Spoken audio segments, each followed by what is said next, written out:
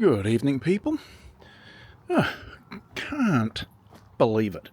I come outside, 7 o'clock at night, last day of autumn, ready to go into winter, and it's warmer outside than it is in. It's absolutely weird temperature. Anyway, I'll take it. Right, been out here this afternoon. If you've seen any of my videos of this afternoon, there's a lot of rubbish, and there's a lot of very nicely cut boards for the use of, or the construction of, the storage units. Now, just before I picked you up and dragged you out here, I had a bit of a count up of how many shelves I need. Well, I've got a bit of cutting still to do, and I knew that, but I didn't know how many. A minimum of 32 individual shelves. Yikes! And that means that the ones that I've got here at the moment, or the couple that I've got here at the moment, ain't gonna cut it. So I've got to find some of the boards that I can dock down. I've got a couple of pieces in the van, but thus far I've got these shorter ones. These are the vertical divisions, the sides and a middle section, and these ones here are the horizontal members, and I need 2, 4, 6, 8, so I've got 2 extra ones left over. So they are, the verticals. These can be used for shelves. I'm not worried about the colour. I do have quite a few white-ish panels, and then there's these other bits which are going to have to be used if I'm going to cut out 32 of them. So down here I've got the other offcuts that I'm going to have to launch into cutting down. But 32 as a minimum, holy moly. This went very well, I've got to say. So this flip down type accessory, very, very nice. So if you're ever thinking about getting one, get one. I thought that maybe, just maybe, the flip up one would have been better. Now, it would be possibly if you're doing short-ish sort of items, but a track rail like this being flipped up, well, not so convenient unless you've got a lot of overhead. And the fact of flipping it up generally away from you makes it pretty flaming difficult to manage it. But in a smaller workbench sort of situation, maybe just cutting the width of those, probably a flip up one would be quite nice. You could lay your sheet down and run it through. This one, you do have to lay your sheet down and run it underneath when it's flipped up. But I don't have one of those flip up ones, or the lift up ones, but this one here, and I think I'd go with this one. It means I can have the pivot points, the pins there, the dogs, at quite a wide spacing, and at the moment they will take about a 950mm long panel. These ones here. They haven't been docked to length yet, but they can take that length of a panel, and I can go out 100mm more if I wanted to. I don't want to just at the moment because it means that, put it back down, when I run my saw from that end to this end, I can come right up and pass this, and this is still supporting the track saw. So that's good, having this bit of the bit of the runway going past this point here. So that's a good thing. The thing is, I can also, that's a 1400 long rail. I've also got the 1900 long rail there, should I want to cut down anything bigger than, or 950. And I've got a board up there, as part of this system, board up there that would permit me to use the 1900 rail to cut a full width of a melamine sheet, which is of course 4 foot or 1220 in logical measurements. So more flexible with this than the flip up version. from my perspective at least, for what I'm using it for. So yay for choosing that, and they work very, very well.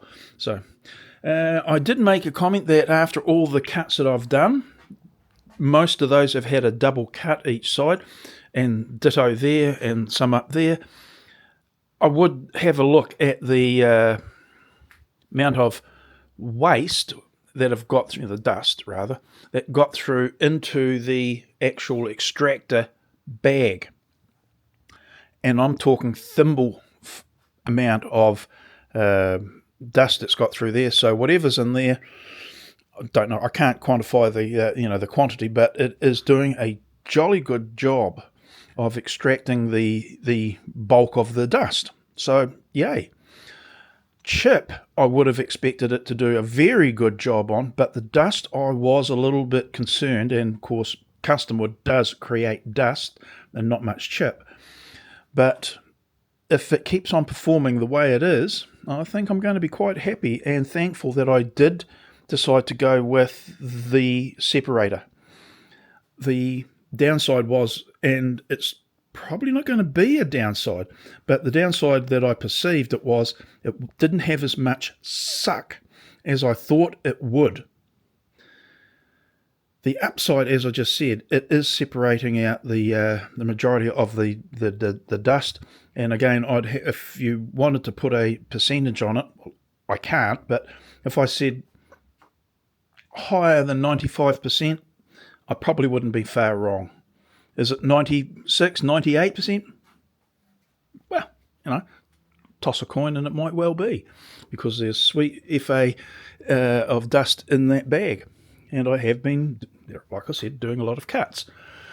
Oh, that's right, better unplug my my charger. Don't want to go burning down the garage. That would be, well, I'll never know what amount of dust was being collected then, would I?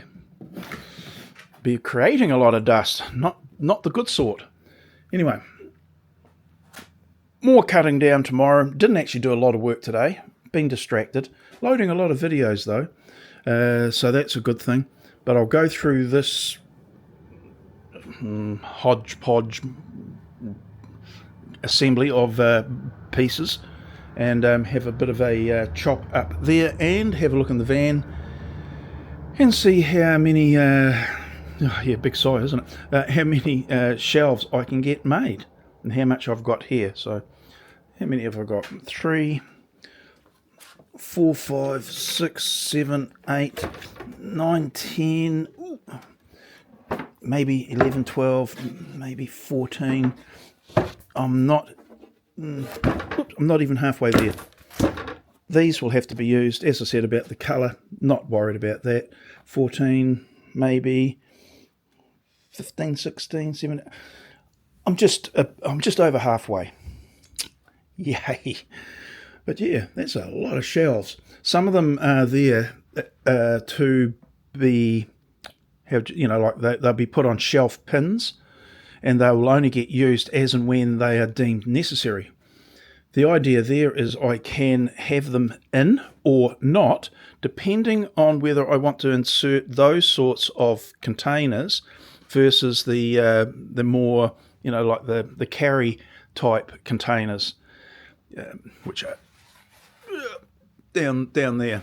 So I've made the spacings between the fixed shelves 150 millimeters, and hopefully I can put those ones in if I decide to. That'll be good. And if I decide to put those other ones, I can by putting in the pins in the shelves.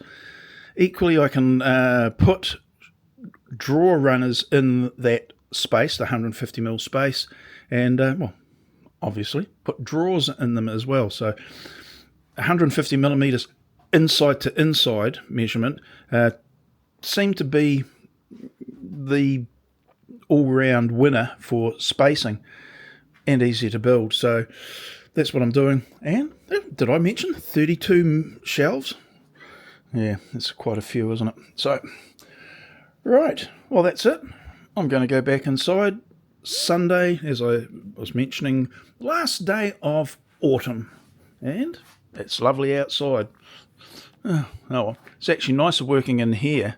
It's actually as warm in the garage at the moment as it is inside, so go figure. Rightio, that's it. Messy old workshop, but it's messy in a way that's producing stuff. Well, that was the other thing. When is 18mm melamine not 18mm? And I'm going to suggest quite flaming often, because I actually went to measure up for the size of those shelves, and then I got two pieces of melamine together, and they're not 18mm. So it's the issue of using materials that are quite cheap. Yeah, well, that's one way of saying it. You can't dictate what you get when you pick them up off the side of the road. So some of these sheets are slightly different, and I'm going to have to watch out carefully when I make my carcasses, that I choose the appropriate ones to make the carcasses up and then measure. Because if you make the assumption that something's 18mm when it's not, you're going to get caught. Those three panels there are 16.28 millimeters. I've written down 16.25, but I know they're 16.28 millimeters thick. Very, very nice. It's almost like they've got a high gloss laminate on top instead of just the melamine surface. But 16 and a quarter millimeters rather than the 18. Now, that will trip you up. I'm going to use those as the drawer bases. I'm putting in a solid base, not a plywood base, which I've got over there. Well, I am at this stage. I had contemplated using that for the backs of the cabinets, but I'll need to get some more if I do that. So that's just sitting in no man's land at the moment, not knowing what to use it for. Anyway, be careful when you pick up materials off the side of the road to know what you're getting, dimension-wise. So yeah, rightio, that's it inside. And I will catch yous up tomorrow, no doubt. Rightio. Bye now.